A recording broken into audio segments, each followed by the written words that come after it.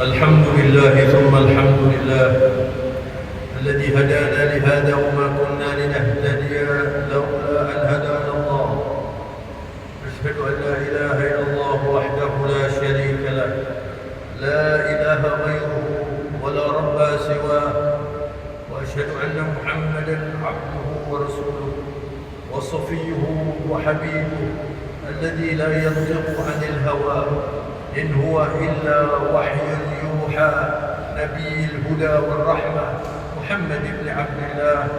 اللهم صل وسلم وبارك على هذا النبي العظيم وعلى آله وصحبه والتابعين أجمعين. أما بعد، أيها الكرام معاشر المسلمين، أوصيكم ونفسي بتقوى الله، وقد فاز المتقون. قال تعالى آمرا تقواه: وتزودوا فإن خير زاد التقوى واتقون يا أولي الألباب. يا أيها الذين آمنوا اتقوا الله وكونوا مع الصادقين. إخوة الإيمان، jamaah Masjid Al-Akbar yang terhormat rahimahullah, alhamdulillah, mari kita awali dengan bersyukur. Hari ini kita sehat dan bisa menunaikan ibadah salat Jumat sekali lagi di Masjid Al-Akbar. Mari kita laksanakan dengan seksama. Semoga ibadah kita senantiasa mendapat ridha Allah Subhanahu wa taala. Amin. Ma'asyiral muslimin rahimakumullah. Nikmat yang diberikan oleh Allah kepada kita tidak terhingga, tapi puncaknya adalah nikmat kita menjadi pengikut Rasulullah sallallahu alaihi wasallam. Kita beragama Islam, nikmat yang tidak bisa ditandingi. Allah menetapkan di dalam Al-Quran, inna dina indallahi al-Islam. Agama di sisi Allah itu adalah al-Islam, agama kebenaran, agama penuh rahmat, rahmatan lil alamin, agama kedamaian. Dan kita diajari oleh Allah langsung dari Allah sendiri bagaimana mengucapkan salam dalam Islam. Salam yang tidak mungkin ditandingi, dan salam itu disampaikan oleh Allah kepada manusia terbaik, junjungan kita Sayyiduna Rasulul Akram Muhammad sallallahu alaihi wasallam ketika dimi'rajkan. Kemudian Rasulullah diberi kesempatan untuk menghadap Allah di arsy. Di sanalah Allah Subhanahu wa taala menyambut junjungan kita Rasulullah dengan ucapan salam. Assalamu alayka ayyuhan nabiy wa rahmatullahi wa barakatuh. Salam bagimu Muhammad sallallahu alaihi wasallam, dan rahmat Allah dan barakat Allah. Saya umat Islam kadang-kadang tidak pede dengan salamnya yang sudah sempurna ini, sehingga merasa perlu ditambah dengan salam-salam yang lain. Tidak ada salam yang lebih baik dan lebih sempurna dari salam yang diajarkan oleh Allah langsung kepada Rasulullah, dan kemudian Rasulullah mengajarkan kepada kita. Oleh karena itu, ma'asyiral muslimin rahimahullah, kita harus memahami ini. Ketika kita bertemu, saya tadi akan memulai pembicaraan khutbah ini dengan mengucapkan salam Islam. Dan salam itu adalah minta kepada Allah supaya kita semuanya selamat, supaya kita semuanya dirahmati oleh Allah dan diberkahi oleh Allah Subhanahu wa taala. Oleh karena itu, khutbah yang saya sampaikan pada kesempatan siang hari ini adalah hidup Qur'ani yang merupakan hidup yang penuh berkah. Nikmat Allah bagaimanapun besarnya tidak ada nilainya kalau tidak diberkahi oleh Allah Subhanahu wa taala. Kita harus minta berkah dari Allah senantiasa.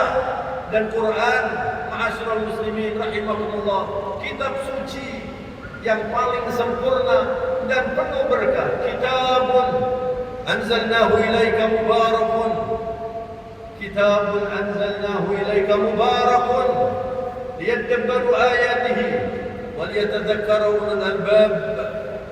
Kitab Al-Quran ini kami turunkan kepadamu, yakni Rasulullah sallallahu alaihi wasallam, mubarak, penuh berkah.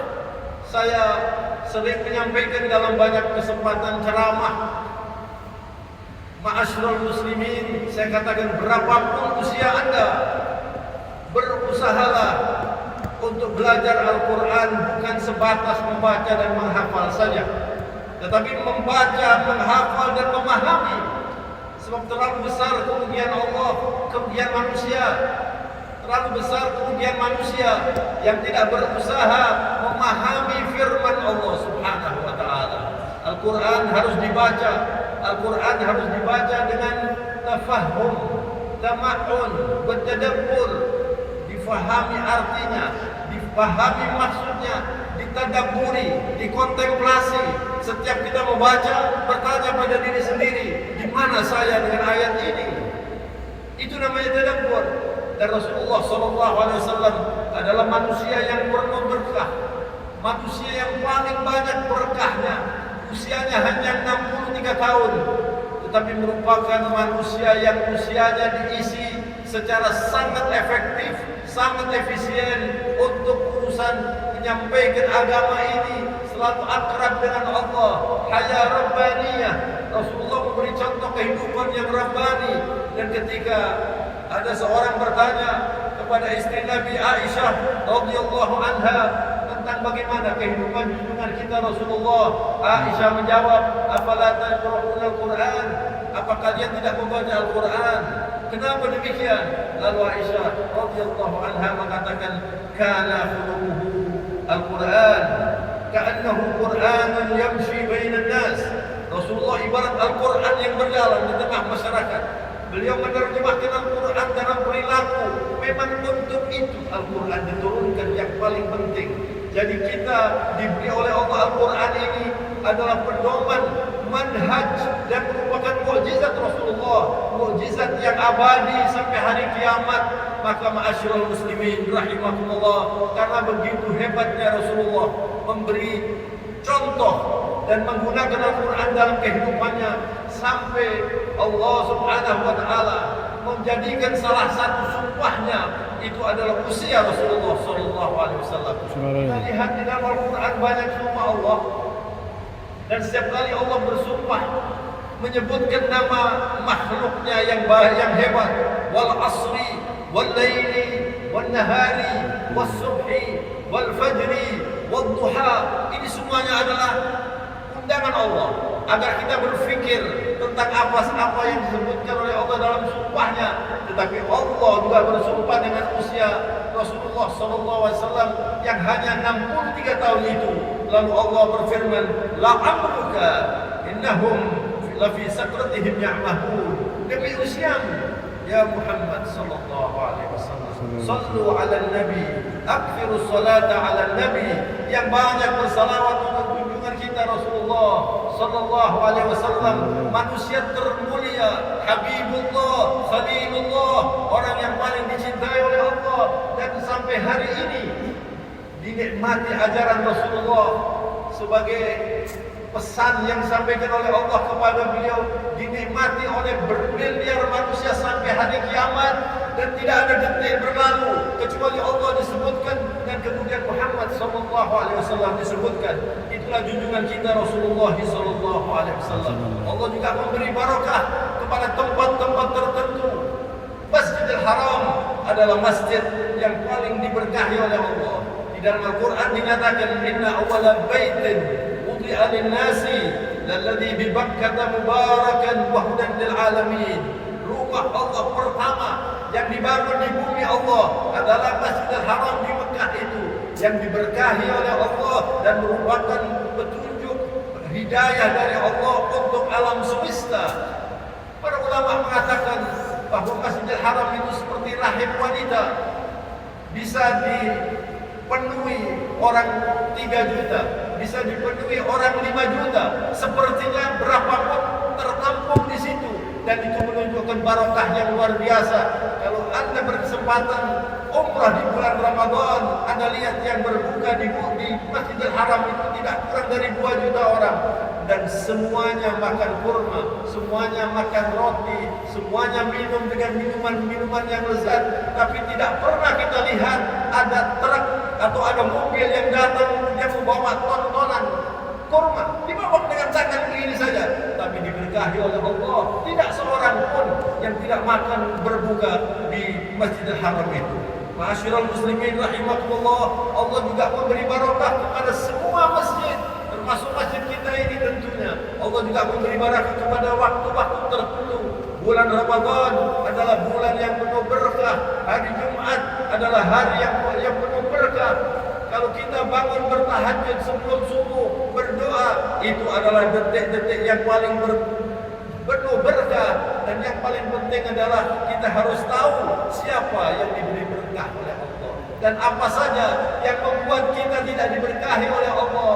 Ma'asyiral muslimin rahimakumullah, yang paling utama dan paling penting agar kita mendapatkan barakat dari Allah Subhanahu wa taala adalah kualitas iman dan takwa kita, sebagaimana yang difirmankan oleh Allah di dalam surat Al-A'raf ayat 97. Wa sadaqallahul azim. Walau anna ahlal qura amanu wattaqau. Walau anna ahlal qura amanu wattaqau lafatahna 'alaihim barakatin minas samaa'i wal ardh. Walakin kadzabu fa'akhadnahum bima kanu yaksibun. Kalau saja penduduk satu negeri beriman dan bertakwa, Allahu Akbar, Allah menyatakan la fatahna 'alaihim barakatin minas samaa'i wal ardh. Anda kalau keluar dari sini ditatap saja langit yang hebat ini. Langit yang kita lihat itu baru lapis-lapis yang pertama.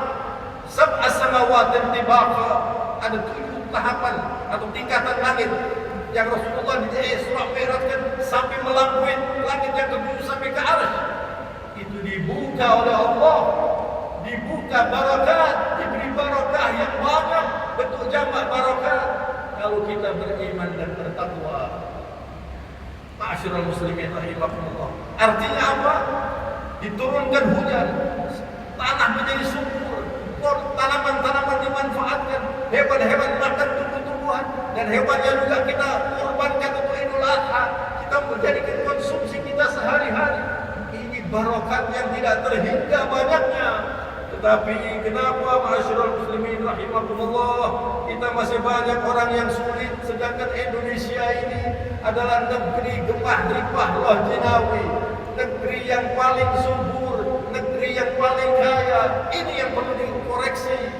Bagaimana keadaan keimanan dan takwa kita, bagaimana keimanan dan takwa para pemimpin kita. Sebab ma'asyiral muslimin rahimahullah, kalau kita melihat apa yang terjadi sekarang di media sosial, kemaksiatan terbuka begitu saja, tidak ada rasa malu, kemudian pornografi, pembohongan dan macam-macam, ini semua yang menyebabkan barokah diangkat oleh Allah Subhanahu wa taala. Dan satu lagi ma'asyiral muslimin rahimakumullah, yang saya paling takut membaca ayat ini, Allah tidak akan memberkahi orang yang berbisnis dengan cara riba. Allahumma ba'idna minal riba. Ya Allah, jauhkan kami dari bahaya riba ini. Sebab berapapun Anda punya harta, tapi kalau caranya dengan cara ribawi, Anda baca di dalam Al-Quran, yamhaqullahu riba wa yurbis sadaqat wallahu la yuhibbu kulla kafarin athim. Allah mensirnakan barokahnya riba itu. Walaupun punya uang triliun, tidak akan diberkahi oleh Allah, dihabiskan barokahnya oleh Allah. Dan kalau Anda bersedekah, itu nanti akan diribakan harta Anda, akan disuburkan harta Anda, akan dikembangbiakkan harta Anda. Ini adalah janji Allah. Kenapa banyak orang kemudian merasa waktu sekarang cepat, semua kadang-kadang baru saja mendapatkan keuntungan yang banyak kemudian habis.